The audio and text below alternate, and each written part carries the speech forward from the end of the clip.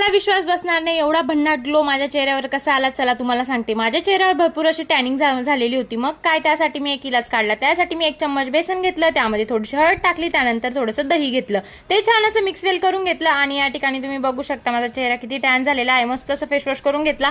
त्यानंतर मग मी चेहऱ्यावर अप्लाय केलेला आपण जी रेमेडी तयार केलेली होती ना ती मस्त अशी चेहऱ्यावरती अप्लाय करून घेतली आणि ही अप्लाय केल्यानंतर मग एखादी भूतासारखी दिसत होती, नाही तर काय। मग तोपर्यंत रिकामा नका बसू, तोपर्यंत थोडंफार काम करून घ्या घरातले, ते तरी होतील। त्यानंतर मी या ठिकाणी चेहरा धुतला। बापरे, बघू शकता किती छान दिसतोय माझा चेहरा। तर 10 मिनिटं आणि एवढा जबरदस्त ग्लो, मला वाटलंच नव्हतं एवढा छान चेहरा आपला दिसणार आहे आणि माझी चेहऱ्यावरची टॅनिंगही निघून जाणार आहे। आणि खरंच इतका मस्त वाटत होता ना, याचा रिझल्ट खरंच खूप छान आहे।